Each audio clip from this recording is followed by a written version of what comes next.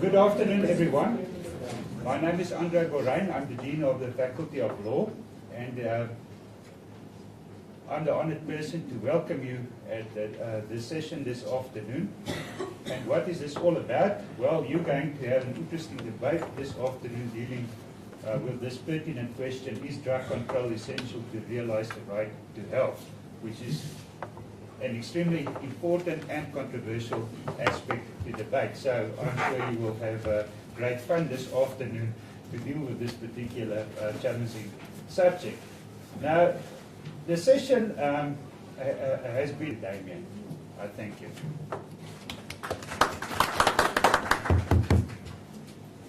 Thanks very much. My name is Damon Barrett, as I mentioned. I'm based in Sweden, but my organisation is based in the University of Essex. I want to welcome you all here. It's great to see such a large turnout. This is the third of our debate series on issues of drug control and human rights. I'll mention some of the others in just a second. And in each case, we've had very good turnouts, which shows that there's, I think, a strong interest from students in some of these questions. Our International Centre on Human Rights and Drug Control, we set up because there wasn't really very strong human rights jurisprudence in the drug policy sector. In particular, that was an unusual gap because we have international law on drugs, and the crossovers between human rights or humanitarian law and drug control law, for example, we felt were poorly explored. Just before I get into the debates program, I'd like to also have my own thanks first to the Centre for Human Rights here in Pretoria, to Essex School of Law, to Professor Frans Viljoen, to Dr. Magnus Kilander, and to Mary for taking on the job at quite a late stage, actually. And it's not a very easy job to moderate a debate, so thank you very, very much for doing that. I'd like to mention the funder for these debates. It's the Open Society Foundation's Youth Initiative, which has an extensive debates program as part of its funding. And finally, aside from the speakers, who I think should be thanked without saying, I guess, my colleague, Dr. Nancy Prudhomme, who did a lot of the arranging for this debate, but who has done enough traveling so far, so I'm here instead. Our debates program has been going for the last few weeks. There's going to be 6 debates in all, in 6 different countries. The last 2 have been, the first one in Galway at the Irish Centre for Human Rights, and that was on whether addiction should be recognised as a disability in international law. That was fascinating. And we've just finished another one at the University of the Columbia University in New York on the application of international humanitarian law to drug-related armed conflict, which again was very fascinating. And I think this particular debate here is going to be even more multidisciplinary than the previous 2, which had much more focused topics. This one's quite broad. But it's a very pertinent question for right now, because a UN General Assembly special session on drugs has been announced for 2016. And for many of us, this is the question that all of those governments should be asking when they're at the GA in 2016. Because the international drug control framework is established with the quote-unquote concern for the health and welfare of mankind. So the question of whether the policies and procedures and laws that are in place actually contribute to that or not is a very important one. We've chosen this topic, and I'll explain in a second. Strict drug control we define as in line with the international legal commitment at the moment, which is to limit the consumption of drugs to strictly medical and scientific purposes, which means that recreational use or possession isn't supposed to be permitted at state level. Now, just before we begin, I'd like to see a quick show of hands to gauge people's views on this. You know, and if you don't know, that's fine. There'll be a show of hands for that too. I'd like to ask just a quick show of hands. How many people here think that limiting drug use to strictly medical and scientific purposes, so not allowing recreational use or possession for personal use, is necessary to achieve the right to health? Just a quick show of hands. Who thinks that that is, in fact, necessary? Have we actually got none, or are people a bit nervous? How many people don't, I'll skip to this, how many people don't know, are unsure whether limiting drug use to strictly medical and scientific purposes is necessary for the realization of the right to health? Many just don't know or have no opinion on the matter. Sorry, just to clarify, Uh-huh. what drug are we talking about? Okay, so we're talking Certainly about not the ones you take. cannabis, heroin, cocaine, these drugs. Okay, so I see. Okay. I thought it was ARV. I needed to take a step back. Okay, the drugs we're talking about are all the ones you're not allowed to use. Okay? So we're not talking, unless you want to bring it up later in questions, we can talk about alcohol and tobacco. But let's talk about cannabis, heroin, and cocaine. The three that in fact really kicked off the system we currently have. The three that were really of concern to governments.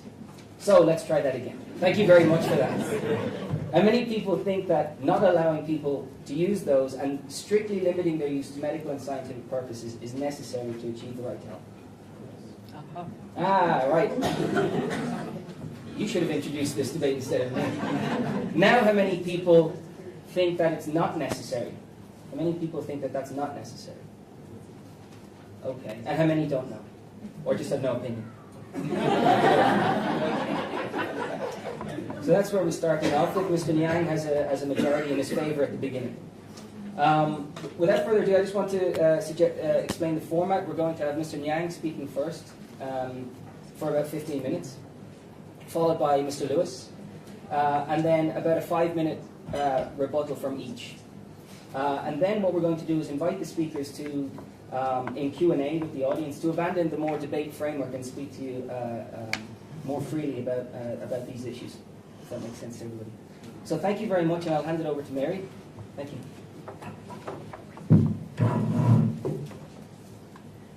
Thanks very much. I was asked to do this just about 76 hours ago. And I was very interested to do it because I actually have lived in the world of peripheral teenagers and adolescents who, despite all their assertions to the contrary, I'm quite certain are partaking of these drugs in various forms in one way or another. And I'm very interested in how it relates to how people, in fact, relate to each other and general health. So thank you, and it's something I know really nothing about. So it's really very good to be here. I thought before we start, I might just share with you, and I think it goes for both sides of the debate. My favorite quote from a theorist who I think has certainly profoundly influenced how I've thought about AIDS and a whole range of things, Stuart Hall, who talked about metaphors of transformation. And he said metaphors of transformation must do two things.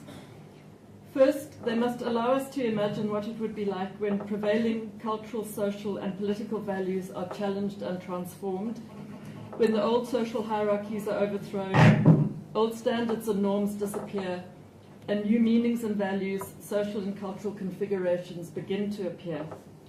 And second, such metaphors must also have an analytic value. They must provide for us new ways of thinking about the social and symbolic domains in this process of transformation. Show us how to think in a non-reductionist way. The question is, what alternative metaphors do we have for imagining a new social, cultural, and economic politics, and how do we upturn the symbolic order and from it create a new understanding of a radically transformed society and our role and position within it. And I thought both of those ideas about metaphors of transformation actually apply to whether you believe that drugs should be controlled strictly because societies have changed since the first drug protocols came out, or whether you don't agree. So I think the debate is going to be very interesting. I took the liberty of shortening the CVs of the two speakers I'm going to introduce, but the full CVs have been circulated, and so you do have them. So we're going to start with Mr. Niang, who is the regional representative for the United Nations Office on Drugs and Crime in Southern Africa. Prior to this, he was the senior legal advisor and special assistant on the UN International Criminal Tribunal for Rwanda. He was also a prosecutor and a judge in the Regional Tribunal of Dakar, Senegal. He has published widely in law reviews and is well versed with the UNODC's mandates and the International Crime and Drug Conventions. And you have 15 minutes starting now. If you wish. Otherwise, you could talk from here if you would feel more comfortable. Just you need to turn your microphone. Thank you very much, Chair.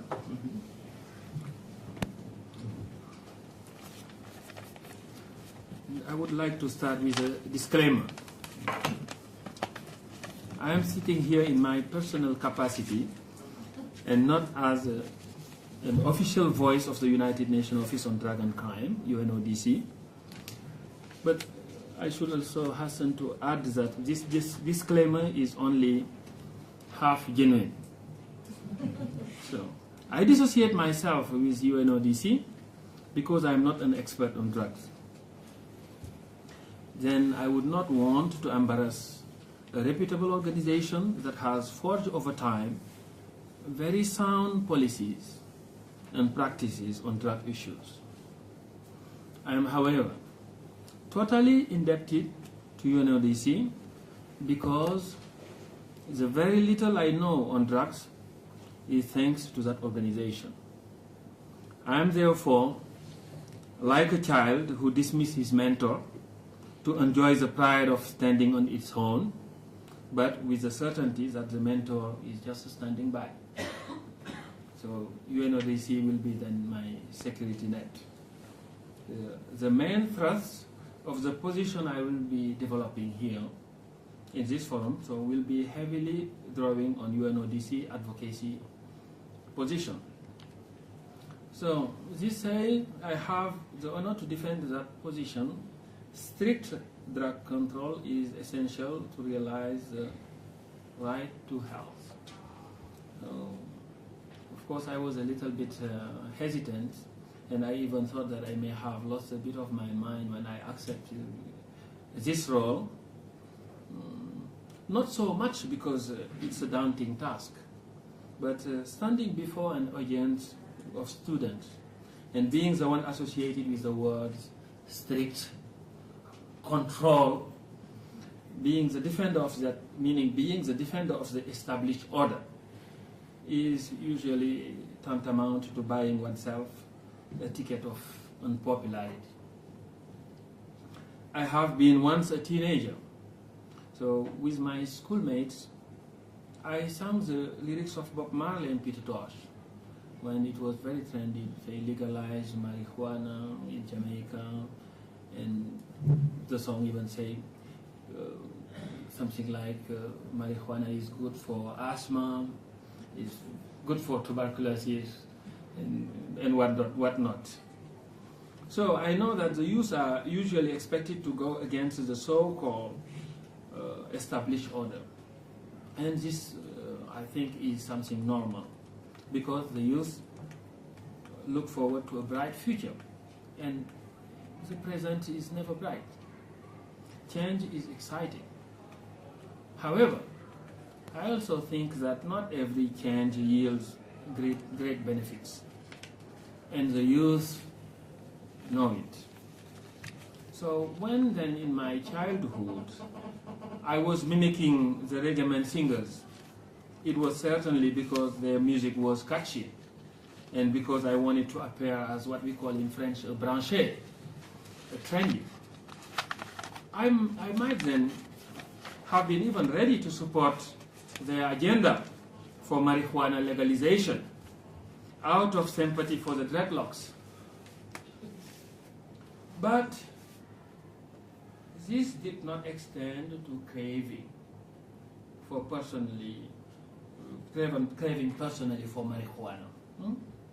I was aware of the danger associated with drugs, and I wanted to stay healthy.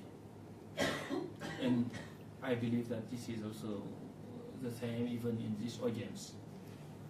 So that's against this backdrop that I feel then a bit of confidence now to argue for this motion of strict control. But we've used the words drug control. So why drug control? What is it about? These questions are straightforward, and the answer I will propose also will be straightforward. In the preamble of the Single Convention 1961, it is stated that addiction to narcotic drugs constitutes a serious evil for the individual and is fraught with social and economic danger to mankind. This finding is striking, but it is trite. I also think that it is beyond dispute. The response it has called for from the international community was no different from the usual response any society forges to tackle the evil it faces. Among other means, it builds a legal framework to proscribe or contain the evil. In the case of drugs, the international community has strived to put in place over the last century a system of drug control. Through the three universal treaties, right now referred to as the 1961 Convention, the 1971 and the 1988, state parties have committed themselves to limiting the use of a number of substances listed as drug to medical and scientific purposes only. What does it mean? It means that outside this legal perimeter, activities ranging from production, distribution, sale, or possession of those controlled substances will attract criminal liability. And I can refer specifically to the Article 36, paragraph A of the 1961 Convention. And of course, one question begging answer is whether there is anything wrong with this. And it is the answer to this question that throws us now at the heart of this controversy. And I will give you my take. My take is that strict drug control is essential to the right to health. And at the risk of redundancy, it seems to me that if drugs use outside medical supervision is a health hazard, it must be subjected to strict control for the sake of protection of the health of people, and particularly the most vulnerable people. This is what we do for antibiotics and many other medications that require medical prescriptions. And nobody questions that. There is ample evidence that the controlled drug affects the brain seriously, provoked psychiatric disorders with often severe behavioral consequences for vulnerable populations. Can we then, just 1 second, imagine a world where whoever wants drug just walks in a shop or a drugstore and gets his dose from the shopkeeper? A shopkeeper who would not necessarily have any medical competence and training in pharmacology. Leaving the use of drugs uncontrolled as suggested by the doctrine of legalization would be, in my view, unreasonable. In fact, even among the proponents of drug liberalization, it may be rare, if it exists, to hear a voice advocating a total free market for drugs. The argument they set out is more subtle than that. It usually revolves around the following criticism against the legal regime. And let me quickly just take you through those criticisms. One is that the current system is unrealistic and ineffective. And since the war on drugs will never be won, one must look at other ways of addressing the problem. Two, the system is not sufficiently victim protection oriented. Three, the human rights dimension is not central to the fight against drugs. And four, the system applies double standards.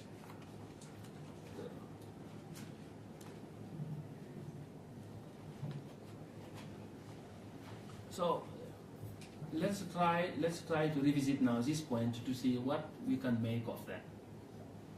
And starting with the first one, how realistic and effective is the current system? Critics of the current drug control system point often to the fact that a prohibition regime cannot work. They hold the current system of drug control responsible for the displacement of the problem, which is referred to as a balloon effect, rather than providing a sustainable solution. They lament that when drug law enforcement is very active and successful in some places, organized crime syndicates that control the drug market, like the Hydra of Lerna, will regenerate in another place, which is more vulnerable, with scores of further misery. And Latin America would be the perfect illustration of this work of Sisyphus. This has now prompted a new resolve to look for an alternative approach to the drug problem, including among prominent voices of a few head of states. In response to this contention, I would say that the argument is based upon a partly incorrect premise, which affects the subsequent reasoning.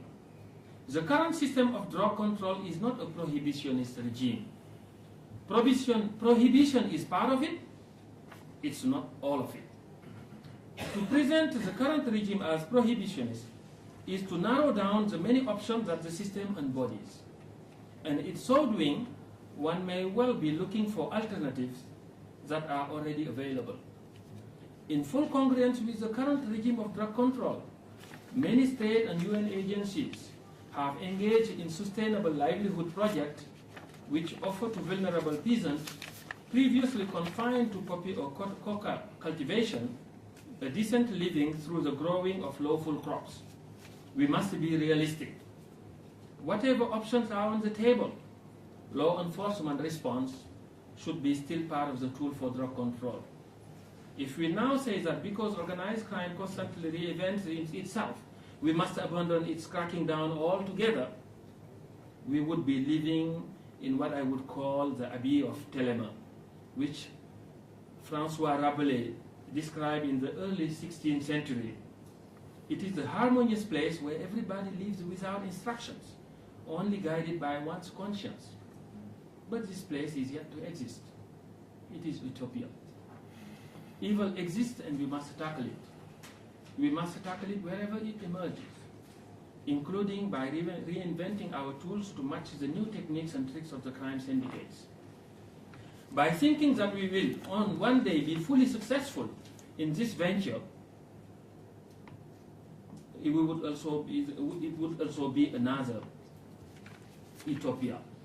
But at least the effort geared towards the containment of evil must be part of our daily endeavor. I'm not fond of statistics because they are often subject to many possible interpretations. But to counter the argument that drug control is not working anywhere, one can point to many places in the world where the control system has helped reduce drastically the production of and consumption of drugs. And in this regard, for the sake of time, I will just refer you to the UNODC World Drug Report 2012, where many examples are given, spanning from China to Thailand and Colombia. So this example of effective law enforcement do not tell the whole story. In addition to the supply control side, the convention offers opportunity to foster non-repressive policy on drug usage.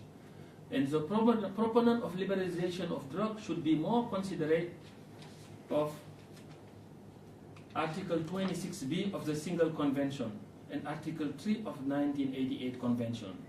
These provisions give state parties the option to provide alternative measure to punishment with the prescription of measure of treatment, education, aftercare, rehabilitation, and social integration. The extent of the use of such opportunity may be deemed unsatisfactory, and rightly so at times, but this would not justify blaming the legal regime itself. One may rather forcefully advocate a more frequent use of the non-repressive policies, and many UN agencies like UNODC just to do that. And in the face now of success story on drug law enforcement, another objection is to question the cost in possible, probable, or actual human rights violation in the drug control process. And the argument goes further to state that the current policy do not fully integrate the human right dimension. And human right, as I say, human right violations are never permissible. I will not stand to defend such violation. But we should not mistake the pursuit of a legitimate purpose with the poor manner in which an individual may go about it. Those individuals would be to blame and should be dealt with. If those violations are institutionalized, they should be equally denounced. But the legitimate purpose should not be abandoned altogether. Law enforcement duty can be and should be performed in full compliance with the law, in full compliance in full respect of human dignity. There are now numerous safeguards that exist, and we can just use them. And now, let me just brush quickly this point about now why the human rights issue is not central, whether it is really central. So I think that the argument seems right, but I think that it is just a bit confusing, because it may be looking at the wrong place to search for the human rights safeguard. Because the main purpose of the convention is to build a legal framework for drug control. It is therefore normal that the convention do not address to their full extent the many human rights issues that must be present in the process of enforcement of the convention. The confusion created here would be similar to someone scrutinizing a criminal code meant to describe and define elements of crime, and that person will be just astonished that the right of the defense are not spelled out sufficiently in that code. 30 seconds. Yes. So I would just invite that person to rather look at the criminal procedure code. So, and what I mean to say here is just that, yes, in those conventions you may not find everything, but you need to think that those conventions must be read together with some other instrument as well. And then once you do that, you will see that, you can make sense out of it. And one last, madam, if you allow me, the very last one, very last point would be the issue of double standard. And here again, when one look at it, because it goes this way, you go, why some drugs and not alcohol, and why also some drug and not cigarette? And of course, it seems to be right, because if you look at, for example, cigarettes, yes, the heavy toll on health is incomparable to many of the drugs. But still, as we say, too wrong do not make right.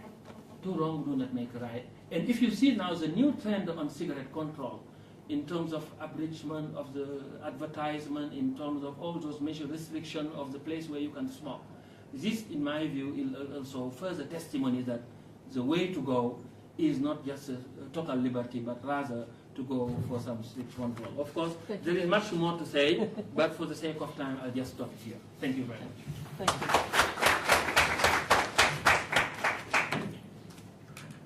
Thank you very much. I'm afraid I tend to be rather strict on time, but there'll be lots of time afterwards. Thank you very much for that. To perhaps challenge that position or give us a different view is Mr. Stephen Lewis on my right. He is the co-founder and co-director of AIDS Free World. He serves as the board chair of the Stephen Lewis Foundation and has recently served as the commissioner for the Global Commission on HIV and the Law. Mr. Lewis was the UN Secretary General Special Envoy for HIV and AIDS, the Deputy Director of UNICEF and Canada's Ambassador to the United Nations. He is the recipient of many awards and the author of the book Race Against Time, and you have 18 and a half minutes. Thank you, Madam Chair. I love these chairs that they've given us. I feel as though I could be the judge in the Pistorius trial. On the other hand, the bail hearing would be over by now if I had been thus appointed. I have utterly no expertise whatsoever. I share that with Mr. Ndiaye. In fact, I've never taken a single drug in my life, and I'm 75 years old, and that's probably the only virtue I have ever absorbed. I'm not so much going to take a position in the debate, although I think the position will be fairly clear, as to move from the theoretical to the practical and talk about what this so-called strict drug control really means. And I have 4 points I want to make, and I am hopelessly weary at this point in my life of the diplomatic niceties which paralyze the United Nations system and everything that occurs within it. I'm going to speak as straightforwardly as my colleague spoke. Number one, strict drug control, as practiced by many governments, destroys the right to health. It is absolutely impossible to manage the juncture between strict drug control and the right to health. And I think it's necessary to abandon the euphemisms. Strict drug control means the war on drugs. And if you look at the fascinating Global Commission on Drug Policy, which reported in the middle of 2011, and had on it a most impressive array of individuals, stretching from Kofi Annan to Louise Arbour, the Human Rights Commissioner, to Michel Kazatchkine, who headed the Global Fund and is now the UN Special Envoy on HIV/AIDS in Eastern Europe and Russia and has a particular knowledge of drugs. All of these people signed a document, the opening sentence of which was as follows: "The global war on drugs has failed with devastating consequences for individuals and societies around the world." And it is absolutely and totally unequivocal that the strict drug control policy, as they describe it, has meant hardship, harm, and misery in country after country, group after group. And I think it's worth saying that the drug users have been subjected almost everywhere to extreme law enforcement, to impossible incarceration and brutality. The United States incarcerates incredible numbers of people for drug use illegitimately, extraordinary police brutality, forced detention camps for people who are the most modest of users, killings and murders of addicts, so-called, simply because they've used small portions of drugs in countries like Thailand and Vietnam and Southeast Asia. I was, as the chair was kind enough to point out, a commissioner on the Commission on HIV and the Law. We traveled through 7 regions of the world. We published a pretty major document recently. It was blood-chilling to hear in every region the testimony, but particularly in Moldova, which was speaking to Eastern Europe and Russia, to hear the testimony of the injecting drug users and drug users generally. The behavior of the so-called law enforcement authorities verged on incomparable depravity. It would be seen as crimes against humanity if we imposed the International Criminal Court statute. And in terms of the consumption, I'm really sorry to disagree gently with Mr. Ndaya. I mean, we are friends despite the vigor with which I'm making this presentation. We both have particular interests in Rwanda. Taking from the UNODC's own report, the increase in consumption of opiates from 1998 to 2008, for the last year for which the calculation was made, was 34.5%. Of cocaine was 27%, and even of cannabis was 8.5%. To pretend that somehow the consumption has been curtailed by this strict drug enforcement policy is, I think, a kind of self-delusion. Policies should be based on scientific evidence and public health and empirical evidence. And to base it on this punitive instinct seems to me to be self-defeating. That leads me to the second of the 4 points I want to make. Here is the heartbreaking and enraging part. You will forgive me.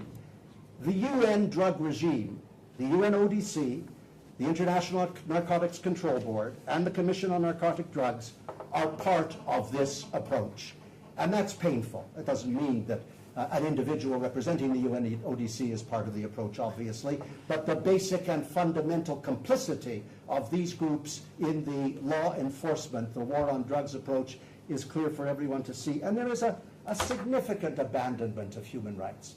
There's no understanding in the 3 narcotics conventions that the Universal Declaration of Human Rights guaranteed the right to life, guaranteed the right to health, guaranteed the right to a fair trial, guaranteed the right to due process, guaranteed against torture, guaranteed against cruel and inhumane punishment. All of these things transcend the so-called strict control of drugs and the imposition of the war on drugs. And yet none of this is taken in a serious way. You're a wonderful judge whom I know whom I know somewhat and have great admiration for, Navi Pillay, who is now the United Nations High Commissioner on Human Rights. Navi Pillay said, drug users do not forfeit human rights. And that is exactly what has happened. They have forfeited human rights because regimes around the world cannot contain themselves from brutality. And apart from the unlovely silence around what is happening to drug users, let me take a specific example. Let's look at Russia for a moment. Here's a country which will not embrace harm reduction principles or practices, will not embrace methadone treatment, even though methadone treatment has been responsible for saving the lives of millions. Its HIV rates are escalating dramatically. The major jump in HIV at the moment in the world is as a result of injecting drug use. It's so bad in Russia that of the $800 million they apportioned for HIV and AIDS, 1% went to injecting drug use, and yet injecting drug use is seen as responsible for 85% of the new infections. It is criminal behavior, and everyone knows it. So what I want to ask is where is the voice of UNODC and of the other drug groups in the UN system? The executive director of UNODC, Yuri Fedotov, is Russian. Russia made a very large contribution to the UNODC, and suddenly the executive director was Russian. By the way, this is not unusual in the UN system. I'm glad to give you other examples. But where in the world is his voice? Why has he not publicly said that the head of the Soviet Union, Putin, is behaving in a fashion which is not only delinquent but indefensible and possibly criminal, because so many people are dying unnecessarily as a result of the refusal to introduce harm reduction policies? Where are the voices of the United Nations system taking on frontally those who they know are wrong? That's one of the things which has always most worried me about multilateralism, the refusal to confront the reality that they all know exists, and to play this game of silence and complicity. I was in Moscow to speak not long ago about the questions of the drug control conventions and what was happening in Russia, and the stories that poured out from the drug users, the injecting drug users, lovely people who should be seen as patients, not criminals. And the things that had been done to them were frankly hair-raising. Our regional commission on HIV and the law met in Moldova. The UNODC didn't even come. It is the center of the discussion on drug resistance and on drug control. None of the major drug agencies even bothered to condescend to attend. The government of Russia didn't attend. In other areas, other UN agencies have attended, but not in this case. It makes me very sad, because UNODC in its report under health says UNODC promotes integrating drug treatment into mainstream health and social welfare systems and ensuring that treatment, care, and rehabilitation programs are accessible to all who need them. So if that's the policy that UNODC follows in principle, why isn't that policy pursued when there is such an obvious violation in a country like Russia? How can you put this rhetorical stuff on paper and never act on it? I'm sure that's purely a consequence of my own obvious agitation. Don't worry about it otherwise.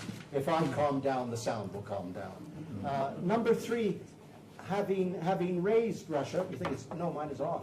Oh, is everybody's phone off? Mine is off. It might be a phone that's vibrating. So you need to turn off your vibrations, please. Mine is off, and nobody ever phones me anyway, so it doesn't really matter. Number three, having raised Russia, let me direct my remarks quickly to HIV and AIDS and the prevalence that is down everywhere, so it seems, except for injecting drug use. The advances that have been made are quite significant. I personally don't think they are sufficient, and I don't think that the world has done nearly enough as yet. But injecting drug use is of great concern. Of the 16 million drug users in Russia, for example, or overall 3 million are infected. And there are two central features, it seems to me, in the response. And I just want to read you again something from the Global Commission on Drug Policy. The global war on drugs is driving the HIV/AIDS pandemic among people who use drugs and their sexual partners. I beg you to see the significance of that. The global war on drugs, so-called strict drug control, is driving the HIV/AIDS pandemic among people who use drugs and their sexual partners. And these are thoughtful people who have analyzed and studied the problem and come to this conclusion. And it's a conclusion that is widely shared, except, alas, within the UN family. They go on to say, with the HIV epidemic growing in regions and countries where it is largely driven by injecting drug use, and with recent evidence that infections related to injecting drug use are now increasing in other regions, including sub-Saharan Africa, the time for leadership is now. Unfortunately, national and United Nations public health agencies have been sidelined. They mean the World Health Organization. While the war in drugs has been fueling the HIV epidemic in many regions, other law enforcement bodies and UN agencies, they mean the drug control agencies, have been actively pursuing an aggressive drug law enforcement agenda at the expense of public health. So to pretend that you can achieve health with strict control, which really means the war on drugs, 5 minutes, I shall speak with almost supernatural rapidity in order to encompass what it is that I want to say. There are two things that flow from this. One is the need for decriminalization and to take away criminalization of users of small amounts of drugs which do no harm to anybody else in countries like Portugal. So these very fierce regimes should be moderated significantly. Number two, have harm reduction policies everywhere. Clean needles, supervised injection sites, syringe exchanges, methadone, opioid substitution therapy, heroin prescription. It's worked in countries like Switzerland and Estonia and Australia and Switzerland and Holland. And in my own country of Canada, in British Columbia, there are startling declines in HIV dealing with those injecting drugs because of the supervised drug sites and the use of harm reduction policies. You see, if your policies, how do I say this adequately, if your policies are driven by a reverence for health and human rights, inevitably the worst of the manifestations of using drugs will decline. But if you see it as a law enforcement and punitive rationale, then the worst of the manifestations will increase. That's the way the world works. And right now, law enforcement has trumped the obvious need for public health. IDUs are not criminals. There should be patients. They should be seen as patients. They should be responded to in the most humane and compassionate and decent and scientifically based ways. We need a complete revamp of all the drug conventions, and we need leadership. At the end of their second report, called The War on Drugs and HIV/AIDS, How the Criminalization of Drug Use Fuels the Global Pandemic, the fine commission people write, and I want to read it to you. With the HIV epidemic continuing to grow among persons who use drugs, the time for national and international leadership is now. Within the United Nations system, key organizations, including the Joint United Nations Program on HIV/AIDS and the World Health Organization, have for too long remained on the sidelines while the war on drugs has fueled the HIV epidemic. I want to remind you, we still have 34 million people infected and only 8 million people in treatment, and the single largest and most accelerating increases are in Russia and the surrounding countries.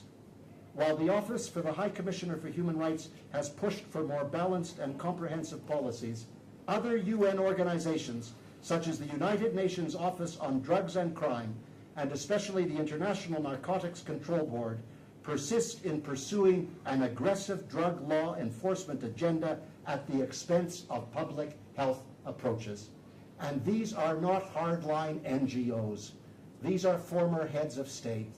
and people who have spent their lives dealing with public policy, and they've looked at this so-called strict drug control, seen it as the war on drugs, understand the extraordinary damage it's doing, and have issued a kind of cri de coeur, a plea to the world to civilize our responses in favor of public health. Thank you. Thank you very much. I hand the floor back to our first discussant to rebut that. So with 5 minutes. Yeah, 5 minutes. Okay, so I'll just try to be. Our watches may not be in synchronization, but it's my watch that counts. That counts. But anyway, you won't. I can promise you won't have to stop me. I'll be very quick. Because mostly, in fact, I do not disagree with everything that has been said. I think it will be more a matter of perspective than really challenging the facts. Regarding what I have noted here is revolve around 2 or 3, 4 points. The first one is about the drug policy have failed everywhere. Is it true? The second one is that reference has been made to the injustice to drug users, particularly in respect of this unacceptable behavior of law enforcement almost everywhere. The role of the UN agencies in this process, and lastly the HIV. So regarding the first one, I think that that's something I have covered to show that in fact, yes, it's not totally a story success, but to portray it as a total failure, I think that I may have my reservation about that. Because I think, as I say here, we are operating in an environment where statistics are very delicate to handle. And in some cases, you can see that these are the numbers. For example, you mentioned the UNODC report in which showing a certain form of stability in the drug consumption, meaning that, okay, things are not moving. But if you relate it to the growth of the population, so that can tell a different story. That can tell a story that, look, if the same proportion of the population had been considered over time, so then you can see that there are some results there. But this is not to say that it is a total success. Yeah, the challenges are still huge, and I agree with that. But there is now this fundamental point of human rights issue associated with the strict policy. I made quickly that point, and I would want to come back to it. I am not denying that, yes, maybe there have been lots of abuse. But the right question, and I think that we should not escape that question. The question is that, are those abuses the result of the strict control, the convention, the legal framework? And I think that the answer is an absolute no. What I think that people need to understand is that law enforcement agents,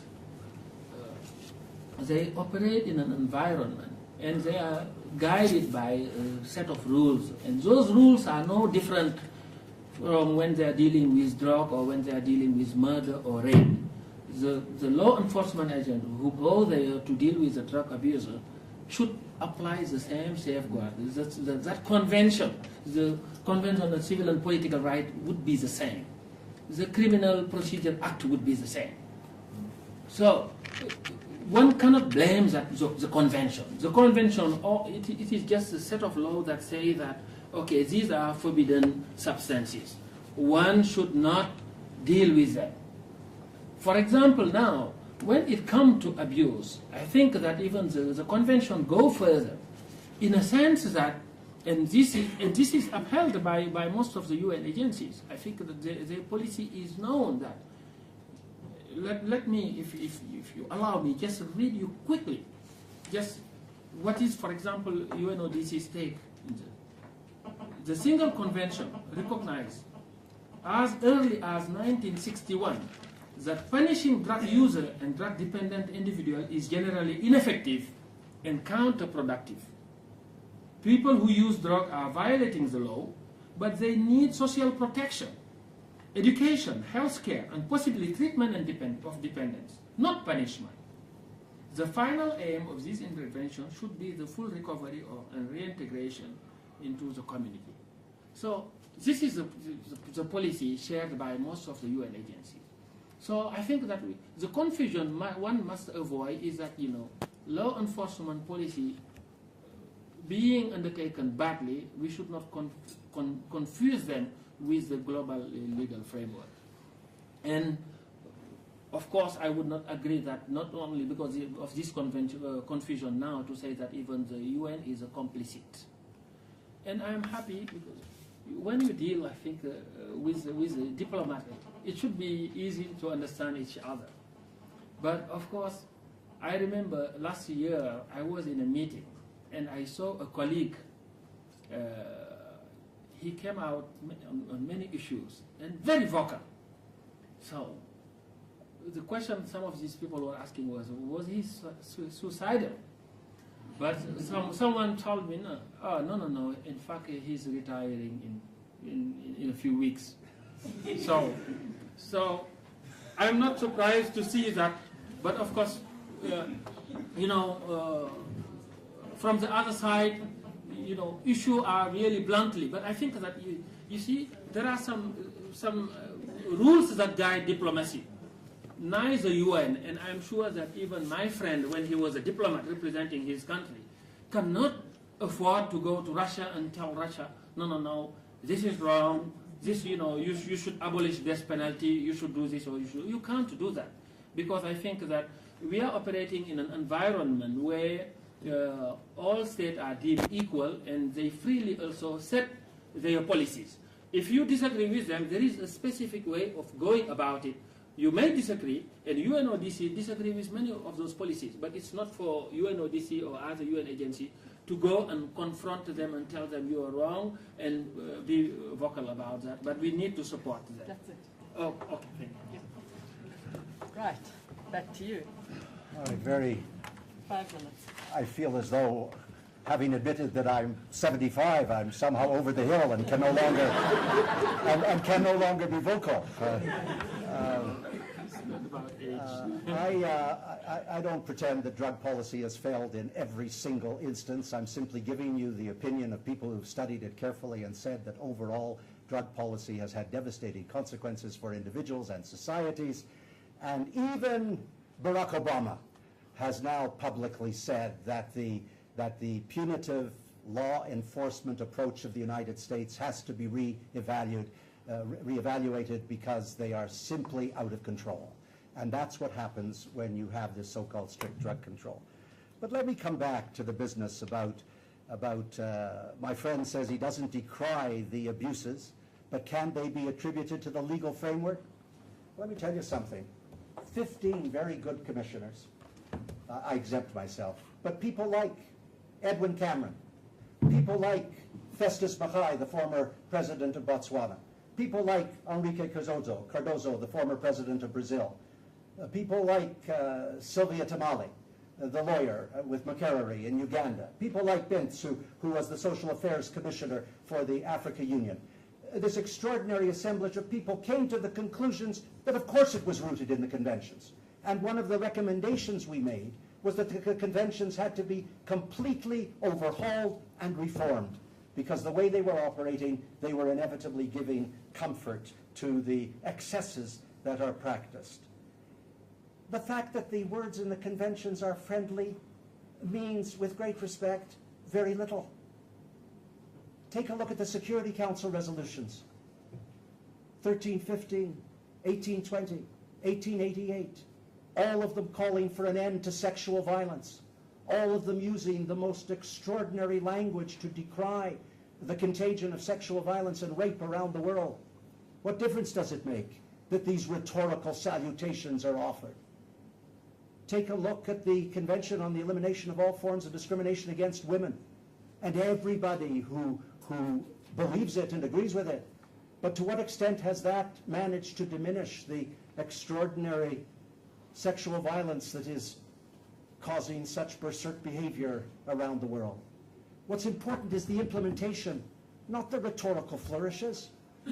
And I know something about that because I'm given to rhetorical flourishes. But the implementation is the crux. And if the implementation is lousy, then the documents on which it is based are frankly suspect. Now I want to say something in self-defense. When I was a diplomat for Canada, I did fight with Russia on the floor of the General Assembly. I told them what I thought of their landmines policy in blowing up little children in Afghanistan, and had a bitter battle with the Russian ambassador. So what? I mean, if you live a life of self-censorship, you'll never survive in this world. And one of the mistakes the United Nations makes, if I may be permitted, is self-censorship, is the inability to see that you can press things forward and take strong stands, and it's possible. Now, I was lucky when I was the envoy on HIV/AIDS in Africa. I was reporting to Kofi Annan, and he defended me. He defended me when I was having some gentle disagreements with people like Manto and a fellow named Mbeki. And I said some pretty harsh public things about the denialist policy in South Africa and the refusal to roll out ARVs and what it would mean. And everybody said to me, you can't say those things publicly, Stephen. And I said, what do you take on these jobs in the UN system for, the UN family, if you can't honorably, within the context of an agency, be tough? I've seen it in UNICEF, I've seen it in UNDP, and I've seen it elsewhere. And one last point, and I sense a looming presence on my left. Michel Sidibé is the executive director of UNAIDS. I know him very well. We worked together at UNICEF for years. Michel has been going country to country and talking about the policies that prejudice the lives of men who have sex with men and sex workers. And he's done that in a fashion which is entirely laudable and has demonstrated that you can take positions with countries because that's what the UN Secretariat should do. Otherwise, they are reduced to relative inconsequence. And there's enough inconsequence in this world. That's all, Madam Chair.